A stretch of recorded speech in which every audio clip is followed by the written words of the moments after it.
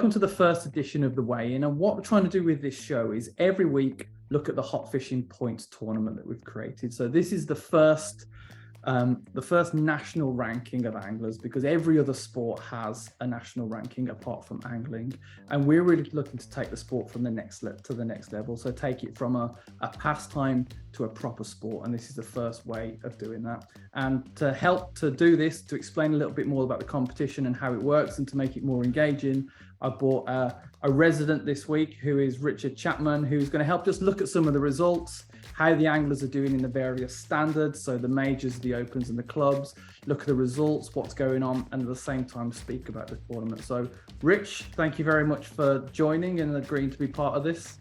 Well, thank you for having me. It'll be interesting.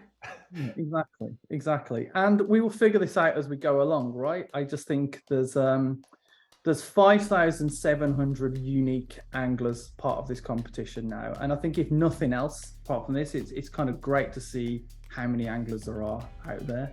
And hopefully this is an opportunity to showcase some of those anglers that are doing well, and kind of highlight some of those matches. I think this is a discussion that anglers have all the time about who's the best, who's the most consistent, and that's what you're looking for as a match angler. And this is the only platform that you're going to be able to see it on a national level and potentially international in the future, isn't it? It's like you can't hide on it. That's the nice thing. You've got your results on there, good, bad, or indifferent, and that's what we're going to be sort of looking at and going through. Brilliant. And that's what I want to do. And then that's why I thought it was important to do the standard of match as well. So the clubs, the opens and the majors, just so you can see how you're doing against your own standard, but also, I guess, to know when to step up. Like, I think this is great to kind of compete against your peers, but also for yourself to see how well am I doing and am I improving each season. So I don't want people to just see the competitive side in this, also just kind of your self-improvement part of it as well. Yeah, and I think, as you saying obviously about club and open standard as well, it doesn't matter what type of water you're fishing. It can be your natural venues, your commercials, your feeder venues, all of that, because it's not based on overall weight or anything like that. It rewards consistency throughout the course of a season. It doesn't matter if you're winning matches with £2 on a little river somewhere, or whether you're catching £300 on a commercial. It covers everything and everyone's on the same playing field. Exactly. It's about consistency of your angling, right? Not just that one mega result.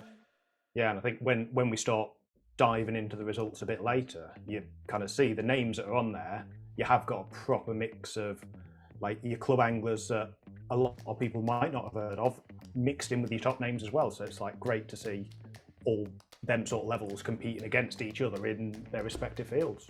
Absolutely. And the feedback that I'm getting from the organisers that use this, I think a lot of people have seen Hot Fishin Points knocking around now, and it went from this thing that was rumbling in the background to, I think people are getting into it. I guess the ambition is to have the kind of frenzy that Camazan Points had back in the day, where people were really trying to get their points. So that's where I would love to get this to, because I think we need to make fishing better for anglers of today, which is job one of trying to do this. But if we even want to have a sport in 20 years' time, we need to help other people get into the sport. And I've always thought that the kind of photos of scribbles of paper aren't going to do that. So I think having this as well is going to be that on-ramp to kind of get new eyeballs on the sport, that they can look at it and understand it and be part of it. And as you say, to see club anglers who are just starting competing up there with some of the guys in the biggest matches, I think there's not many other sports, if any, that you can do that. No, and I think this is one of the things you see a lot is people who might have been fishing 20, 30, 40 years ago, where you're getting the 300-400 peg open matches on rivers and stuff. It doesn't happen now, and everyone's like, oh, match fishing's in decline.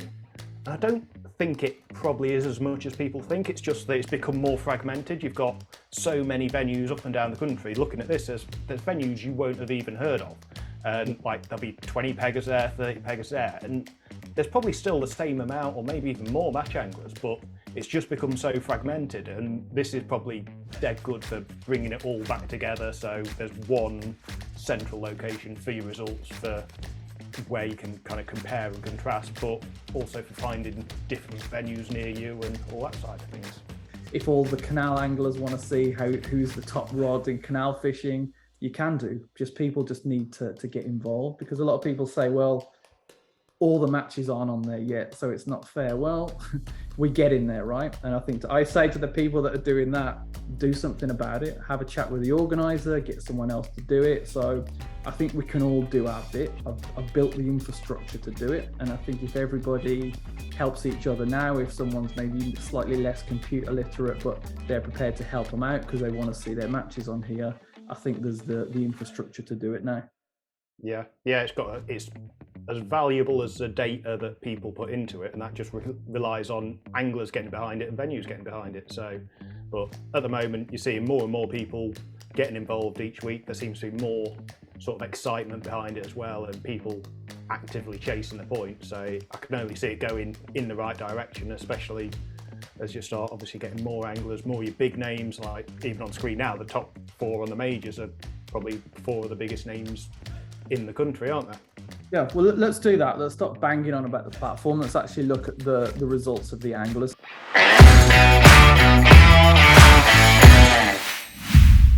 Probably question that a lot of people are going to have is what, from your side of things, actually constitutes a major? So a major, this has been a contentious issue. So it's typically an event that has qualifiers. So if it's one of the big money matches is probably what people call them predominantly now.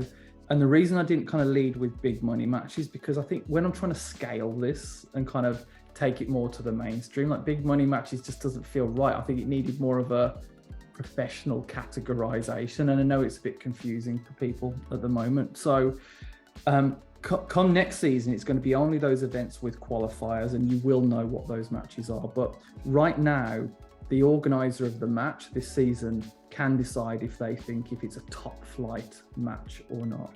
So the team commercial, the Angling Trust deemed that as a major, so that became a major. Some of the on the flyer events, like Gary, I know he's targeting like top tier anglers for his matches, and he's kind of seen those as I think the festival he had at Moncall, if you look at the caliber of angler in that, I think that's fair to say that was a top flight match, but it was a festival. But what I'm going to do so this season is probably a bit, it's more about how the organizer deems the quality of angler in it. But for next season, we're actually going to predetermine at the start of the season what events they are and specifically what qualifiers there are. So if people wanting to kind of get involved and buy a ticket, they can actually see from the start what matches are involved in that. Yeah, so what's your thought on that, Rich? Like, is the team commercial a major in your opinion? I think it's got to be to a degree. It's hard to say. It depends, as you say, how you categorise it. That is probably going to be the biggest sort of numbers wise. Obviously, when you bring out, what was it, 280, 300 anglers on it?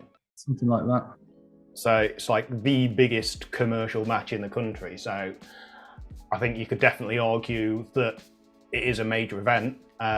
Whether it falls into your category of having qualifiers, probably not, but it's probably a debate for obviously people watching what they deem as a major as well. It'd be interesting to get people's opinion on that side of things as well. But seeing as you've got that up, that probably leads us in quite nicely, because obviously Christian Jones is leading the way at the moment, isn't he, on the overall rankings for the major side of things. Yeah. What probably is worth looking at as well on the actual number of matches fished, he's up there, 56 points, so decent like place ahead of Jamie Hughes in second, but he's only fished 7 matches. So very impressive on that side of things. But I think what has helped him quite a bit, he was on, did he finish 4th overall on the commercial national? So out of 230 anglers, I've got it down here on my notes. And obviously the size of match does come into play, doesn't it? So that's going to have helped him. So do you want to explain sort of how that all works? Yeah, 100%. So when people see their name in the results and it shows you how many matches they fished, you can click this drop down here and you can click view all matches.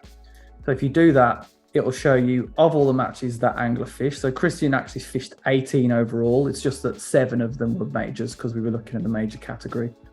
And what you can see here is the summary of the different matches. So you can see here he fished fourth with 19 points. So how the scoring works, because people were saying at the start, well, if I win a 50 pegger, that's harder than winning a 20 pegger, and fair enough, that was the case. So what we've done with the points is you get 10 points for winning any match, and then you get a 5% bonus points based on how many were in the match. So if I keep the maths simple for something like that, if you win a 100 peg match, 5% of 100 is 5. So you would get 10 points for winning your match. You would get your 5% points bonus of 5. So you would get 15 points overall for winning that match. So in this one here, I think it was like 250, 270 people in it. That is a massive bump up in points if you finish high up in that. And I guess it's typically team events that have those huge numbers, like the nationals and things like that. So what I'm going to do for next season is put those in their own category. So the kind of anglers that fish in those, it's going to be a further categorization, because I actually think it's skewing the results. Like, I don't profess to having all the answers or this being perfect yet. I think it's going to be, as we go along, we start to adjust it, and that's definitely one of them. Quite an interesting one to look at is Jamie's, if we pull up his matches fished. And I think this shows you the reality of what you face with when you're fishing these majors. Because I think he's got, if you look at his last five matches, obviously you've got a glebe where he's pretty much not weighed in or been right down there. And the one that's counted is his 11-point one there. Baldings, you've 0 points. Partridge, I think that was another 0. And I think that just shows the sort of mentality you need when you're fishing these sort of major matches. It is going to be a lot of turning up, drawing badly, not getting any result, but then you've got that one that does work. So I think that's why it is important to have it as its own category, because when it comes to your overall points, it's so much easier to do it and be consistent fishing open matches where it might be a 30-40 pegger versus 120 pegger, which a lot of these qualifiers are. But then obviously when he does well, the kind of rewards are there when it comes to qualifying for these big matches and the odd big check now and again. I think that's such a good point, isn't it? Like, see, having the full visibility like this, you see the reality of particularly the top flight. I mean all anglers, but like what it takes to get up there, rather than just seeing Jamie winning all these things. You see him putting in the miles, for example, to do it. Yeah, and I think that's the thing. When you're talking to these lads on a regular basis, you hear about the bad ones, but probably from the outside looking in, the times you see Matrix or whoever posting about it, it's qualified, and you think, oh god, it's just turn up to these 120 peggers every week and winning them. But I think, as you say, it's good to show the reality of it, and the fact that there's nowhere to hide on this side of things makes it an interesting platform. But it's probably worth dropping down to Andy Bennett as well, because he's currently the highest rank that's actually brought into the event, isn't he? Absolutely. So what I wanted to do with this is I want to make the sport better. Like, this is just one competition just to get some exposure for the sport. I want to make the sport better. So long as a match is scored on Hot Fishing, your results appear in here for free. You can see how you're doing, you can see how you're improving, you can see all your results. So it just makes it better for you anyway. But people go to match fishing because they want to win money, right? They want to win prizes. You can choose to buy a ticket if you want. And then if you buy a ticket, you qualify for the prizes.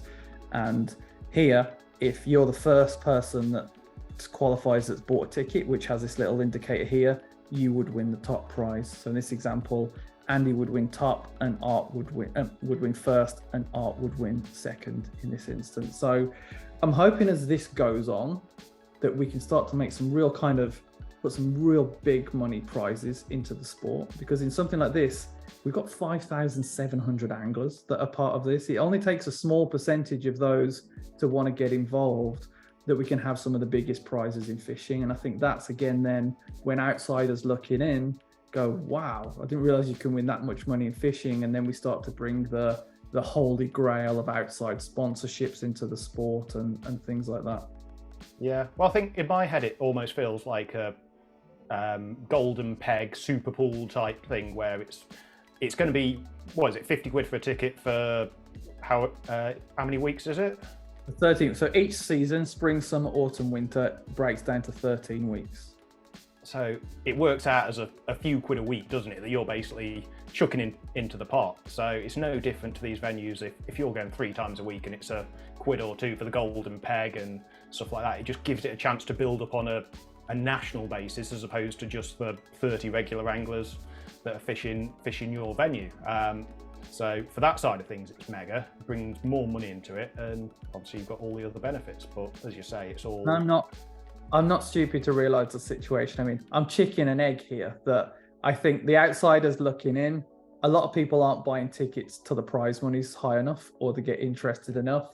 But until the prize money's high enough to get people to kind of want to buy a ticket. So at the moment, I'm putting my own money in to the prize money just because I want something in there. But I think when this really starts to catch light and people get involved, like I say, we can have lots of different prizes. And I want to make sure those prizes are given out by the category. So the majors, the opens and the clubs. And I'd rather than pay out really mega top prizes, I'd like to pay out a lot more placements, because you think there's so many anglers in these competitions. I don't care how crap you are, you think you can get in the top 30. Like, I don't care who you are. Like I think every angler has that chip on their shoulder, right? And I think it'd be more fun that we can kind of pay out more places. So that's the direction I'd like to go with it. Yeah, and I think, as you're saying, it's probably a good time to get involved with it, on the fact that not everyone's involved, and you can, if you're going to a venue that's using hot fishing and you're fishing it regularly up there in the points, then it's a perfect time to jump on it on these early days, because it's probably a bit easier to take some of your money off you. But yeah, other than that, I think Art Hilmey's obviously worth a mention again. Been doing really well recently. I think he had a 4th at the Oaks at Sesse on Fishermania, which sort of jumped him up a few places. Obviously 5th at the moment. He's got a 2nd in there that I think was at Partridge earlier in the year on the Fishermania qualifier. I think he got beat by his mate John Alexander opposite. I think they had a caster blaster off. So that's the thing, you just need a couple of these, like finishing in the top sort of 5 in these major matches, and you're suddenly jumping right up a load of places. But obviously he's on, you can see he's on the open side of things as well, so you've got a nice mix of matches on there. I think for the majors next season, I'm probably going to give points to the top 20 rather than the top 10. I think just make it a bit more interesting, that kind of spread it out a little bit more. What do you think? Yeah, there's definitely, for your matches like that, it's if you can finish it regularly top 10, top 20, you know you're definitely doing something right, because that's a reality of them. There's plenty of pegs you can draw, and you're never gonna compete for the overall. But it's whether you start taking into account sort of lake wins and section wins and bringing that into a bit more. But yeah, that's probably the reason there is its own category. That it needs a bit of fine tuning just to make it a bit fairer, a bit more inclusive, I suppose, that it doesn't just come out as you qualify for one open and you suddenly qualify for one match and you're right up there and you get some ridiculous points bonus that just makes it impossible to compete. You want to be rewarding these anglers that not only qualify, but also the ones that are regularly doing well and right up there in the mix week in, week out. That's exactly it. It's the kind of consistency of it, isn't it? Yeah, I think while we're on here, it's probably worth pointing out one of the things that you can see on here, which is the not counted. So one of the things that people said at the start of this was, it's not fair because that bloke down the road can fish 5 times a week and I can only fish 1.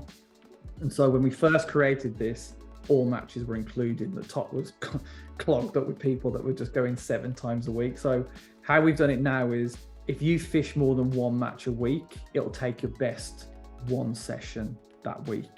And then over the season, the 13-week season, it will take your best 10 sessions over that period. Now, thing I said at the start of just elevating the sport and kind of having that visibility and seeing it, wow, like this is a proper sport. Yeah, and I think that's worth pointing out. Obviously, having your sort of 10 results that count throughout the 13 that come, is it going to be at the end of week 10? That's where you start seeing some big movements and some like big changes as results started getting sort of swapped in and out, isn't it? Yes, exactly. So plenty to, obviously, in the coming ones, you probably see some big old jumps and changes as sort of droppers get used, as it were. And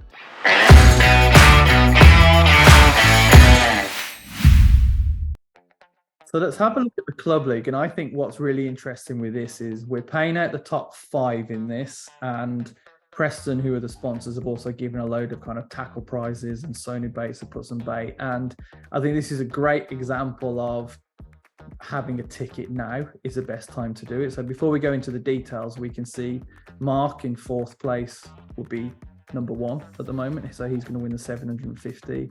Martin in 6th would be 2nd place. And then it's kind of down to 10th place that you're going to get a 3rd prize. So like, it's kind of worth getting in there early on for the point. There's going to be a lot of people sort of kicking themselves at this point that for, what was it, 50 quid ticket, you could have, like 3 people at the moment have potentially missed out on 750 quid. Yep, exactly. So, but yeah, it's obviously quite interesting again with Steve Johnson. He would, obviously, if he had brought a ticket, it's absolutely fine, because he's only scored eight matches, and you look at everyone else, they're on 9 matches, so it's just been dead consistent, obviously, on all the sort of club matches he's fishing. You can see he's fished a few open matches as well, so he's obviously at that sort of standard of being on the verge of going to opens, fishing a few club matches and stuff. But because that Tunnel Barn, obviously they're classing the vets, is that coming under the club category, is it? So they have a vets club. So a club is something that you pay into to be part of. So yeah, they do have a local vets club. Yeah, so I was saying the turnouts on them are ridiculous though. When you look at like consistently 50 to I think 65, some of them, and that's like week in, week out. So it's like mega turnouts and everything. So to be being that consistent on that size of matches, obviously he's going to be benefiting from the sort of bonus points, isn't he, from having more anglers on the matches versus someone fishing 10, 15, 20 peggers, whatever it might be. But, absolutely. Yeah. So where are we, Steve? Yeah, but it's been like steady, Steve has, but you can just, if you look at the last few results, you can see the last few weeks has been struggling a bit more, so it's probably giving people a chance to catch up, and that, I think that's what's interesting, isn't it? You can have a flying start in this and think, oh yeah, we're doing dead well, we're going to be dead easy to win it, and then you get a few bad results, and that's where having just one result counting from each week, yeah, you've got a bit of leeway on the fact that you count your 10 best weeks, but you can still have 2 or 3 bad weeks, so suddenly pushing you right back down on that. I guess that's what's fun with fishing, is it? We know it can go bad pretty quick, and like the results just totally change. Yeah, that's it. So again, like Jay Hodgson's another one who's managed to 8 matches scored, been nice and consistent. It's one that I've not heard of actually, that Whiston Village AC, but it looks like one of those clubs that kind of goes around different venues, and again, just nice and consistent, but you've still got a couple of matches a week to play with by the looks of things. Sort of plenty of 3rd in matches, 2nd in matches, so it's not just about winning every single match, is it? It's about that consistency, which is key. I don't think going through there, I don't think he's actually won a match, but he's always sort of 2nd, 3rd, 4th, which over the course of a season. But yeah, obviously it's dead good. You've got, like, on the club level, typically not loads of money involved with it, a bit more friendly, a bit more going for a fish with your mates, but obviously if you want it and your club signed up to it and scoring with it, which is probably dead easy to get them doing it, because you generally know who's doing the organising, you speak to them, you're fishing against them, so it'd be so easy to give them a nudge, get them involved next season, and you can be fishing for money, prizes, all that sort of thing. But who was it? Is Mark Newitt the one who's leading with a ticket? So he's another one. Tunnel Barn is one of those venues at the moment, isn't it? You've seen it pop up again and again, I think because of the size of matches, and they've got matches pretty much every day there as well, isn't it? If you want to go, I think Saturday, Sundays have always got matches. They've got the Friday Flyers, I think 2 or 3 midweekers, especially if you're over 60 or whatever it is, you can be there pretty much every day of the week if you want to. So exactly. And the feedback I get from Tunnel is they started something that's just rumbling in the background to now before matches, everyone's got their phones out looking at the results and kind of seeing who's going to win. Like it's become talk amongst the anglers, which I think is great for the sport. Yeah, I think it's really good as well, just based on venues. You did the sort of weekly roundup for different venues, so if you go into Lindome or anywhere like that, you can see how you're ranking against all the other anglers going there in that week or overall. So it's just, even just from taking the piss out of your mates, it's a good tool on that side. And I just show people how to do that actually, because there's kind of loads of cool little features in here. So on the filter here, you can click this filter and you can kind of find, let's say you're going to go by the organizer. Let's say you were going to fish at, I don't know, let's find an actual venue on here. Lindome is a good example. You would just click Lindome, click apply filters, and it shows you, this is every angler that's fished at least one match there. So it's not just the regulars, you just fished at least one of your matches there. But you kind of, the regulars do kind of rise to the top on this. And like I say, it's just a nice research tool as much as anything else. Yeah, and obviously for that sort of thing, you can even going down to looking how lakes are fishing and stuff like that. It's a dead easy one to sort of go on there, select your venue, and you can bring up matches dead easily when you've drawn, or if you know what lake you're fishing on. Just having that information there, that you know whether you're going to go and fish for £80 or £180, that affects how you approach a peg. So having that there, and you can get a good idea and seeing the full results, as opposed to, oh yeah, someone caught £180, but you might not see that everyone else on the lake scored £50 and you go and fish a different match based on actual information rather than, oh, someone said he caught a load doing this. The hearsay. I mean, that's a good point actually. So you can see here, you can click Charlie, for example, you could click view all matches. And it's going to show the summary of his matches here. So of these 27 matches, it will show a summary of the match. So where he fished, how many points, which lake it was.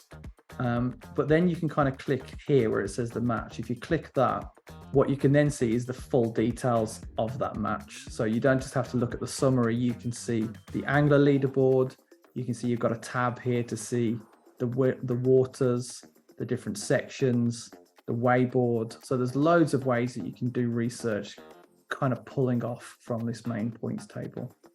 Yeah, and obviously that's one of those things that as it builds over the course of years and getting more venues involved, the amount of information you can get from that is going to be ridiculous. Just that you can literally go draw your peg, or just before you get to the venue, pull it all up, have a dig through, and that is something that will genuinely help people catch more fish, because the amount of times you fish the wrong match thinking you've got to catch a silly weight where that might not be the case. It's just one match it's fished well, and then the average weight might be a lot lower. So knowing that information before you start, and even delving into what your specific pegs fished like over the last few weeks, gives you solid information that can help you win more matches. Absolutely. And that's what I want to do, exactly as you said, that you can say, right, I'm on this peg on this water. You can click a button and you can get form, you can get catch reports, all that kind of stuff. So yeah, to truly help the anglers improve. And yeah, you know it's the proper information, because I've done it. That always used to be a bit of a sneaky one, just on Facebook, where you can search for blog results and stuff. Just search the venue and the peg number, but you know full well you're only getting the ones that have done well. You're not getting, if you've gone to a peg and caught nothing, no one's going to post about that. So at least with this, you know it's a proper information and you get a proper understanding on it.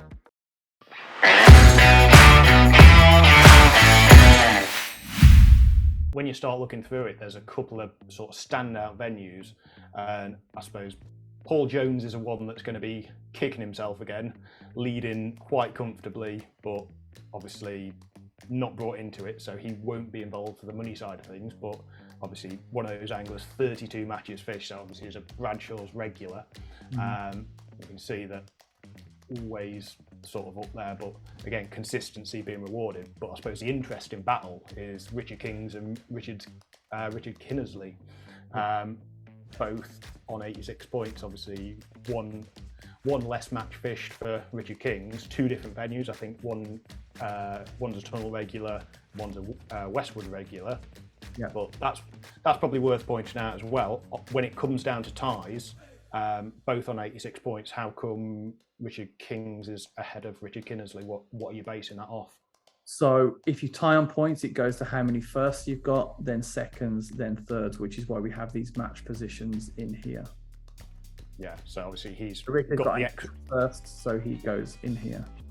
Yeah, and then if it was tied on, both had 4 first, then it go to seconds and Richard Kinnersley. So that's how close it is, really. You can one win and suddenly you're switching it all around and jumping up a place. But yeah, exactly. Again, it's getting quite interesting now, right? When you start to see all this stuff, and again, especially when a lot of people have paid for their prize money, I think it just adds a new, just dimension of fun to the match. Yeah, and it's one of those where it's the same as fishing a league, where it gives you an extra reason to go fishing as well, because it's so easy to sort of fall into the trap of not going one week, then not going the next week, and suddenly you've gone a month or 2 without fishing. Where if you've got something like this that you're consistently seeing your points trying to jump up the table, and as it grows and you've got more prizes to be fishing for, then come sort of week 10 and week 11, it's right, need to get out on the bank, do some more fishing, get a few extra points, and it just becomes a whole lot more interesting. And that's a really good point, actually. Some of the organisers I've spoke to have said exactly that, clubs and venues, that they're like, I know this person has only turned up because they want to get their points. Like there can be a bit fair weather and wouldn't turn up. And I guess that's what one of the motivations I had for the venues to get involved. Like, why should we bother doing this? I mean, 1, I think it's good for the sport and your anglers. But 2, if you're just looking at it from selfish reasons, you're hopefully going to get more bums on seats because people are going to come up when it's a bit drizzly outside and they wouldn't normally turn up. Yeah, just a bit of extra motivation to go. And I've always said it, middle of winter, you kind of have to book onto a league or something for that reason. It just gives you an excuse to go fishing, where it'd be so easy to look out the window and be like, yeah, bit cold, bit wet, not going today. But when you're like, oh, we've got a league to fish, we'll carry on going. Yeah. But yeah, so that's probably the big battle, the 2 Richards who were tied on points. So it'll be dead interesting to see how that plays out over the course of the season. And Stephen Kovac is a regular as well. Like, it just takes 1 win and 1 bad one up here, and then it's just all of a sudden there's so much between these kind of few places here. Yeah, but I think if we grab open Stephen Kovac, because he's quite an interesting one, where you can actually look at your form and everything on there. Obviously, right up there. And another, I think Bradshaw's and Partridge he tends to fish, but mostly at Bradshaw's. But you can probably like delve into your results a bit, and if you have a look, obviously you've got Lake 8 and Lake 9, which are the 2 sort of F1-y waters on their Snake Lakey style waters. And you can proper see Lake 8, he always does dead well on, and Lake 9 is almost a bit of a bogey water. I'm not sure if he's not bothered weighing in on those or just didn't catch a lot at all. But Lake 8 he always seems to do dead well on, and like Lake 9 is one of the like bogey waters going by them results. So even having that information, you can start to build up a picture of the sort of waters that suit your style of fishing, and you get it over the course of a season, as opposed to, oh yeah, don't really like it on there. But yeah, the last couple of weeks, couple of months, it's been Lake 8 has been where he's been getting his points, and Lake 9 has been a bit trickier. So Really, you can look at it multiple ways, can't you? You can either say, right, I'm just going to go target the matches when it is on Lake 8, if you've got the choice, or you're like, right, need to put a bit of practice onto Lake 9 and put a bit more effort on working it out and getting the results on there as well.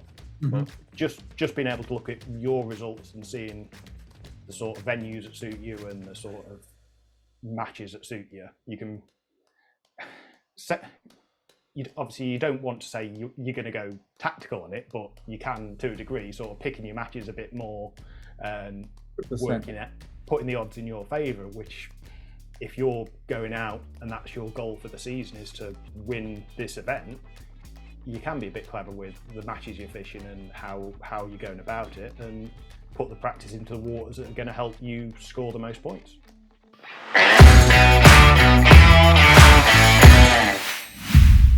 to crown the best angler in the country is kind of where it's at, right? The status where it comes from. And the feedback I'm sure I get under this video, and I always see, is every match isn't on there, so it's not fair. Yeah, I get it.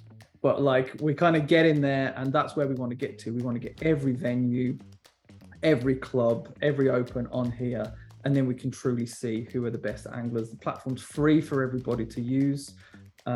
If you're a keen angler that would love to be part of this and your organizer's not using it at the moment, put the results up on their behalf. I know lots of different clubs and have anglers that are doing that. So there's loads of ways of getting your matches on here, even if you think that your organizer won't.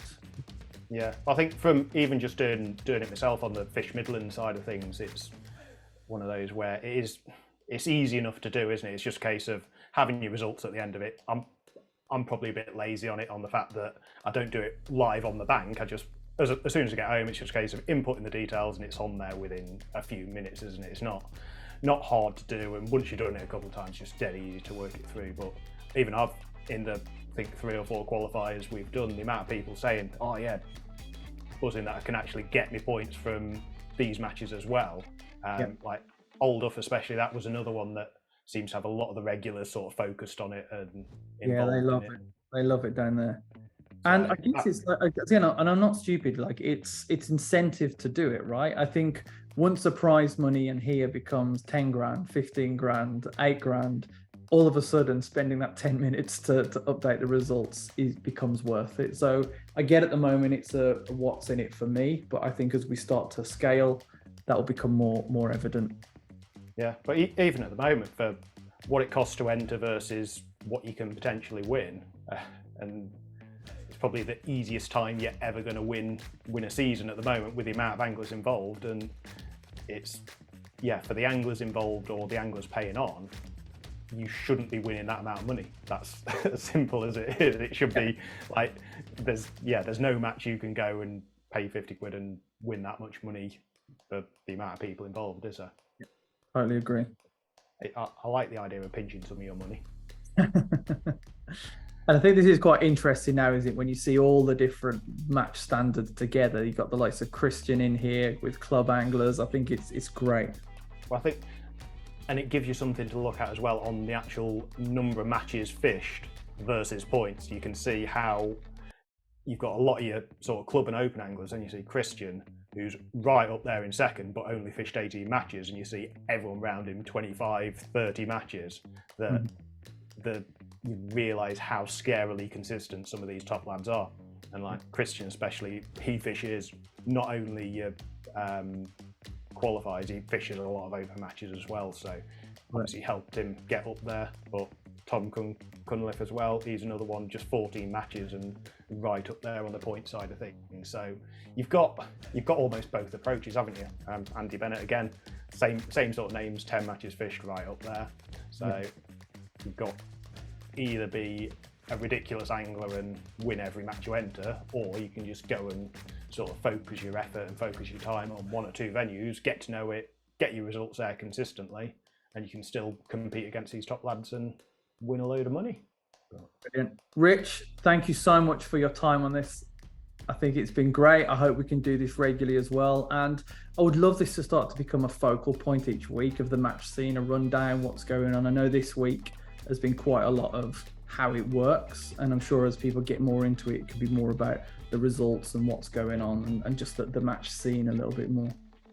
Yeah, I think there's plenty of battles that are in progress now and plenty of anglers to be keeping an eye on that. It'll be dead interesting to see how it all plays out over the last few weeks of the season.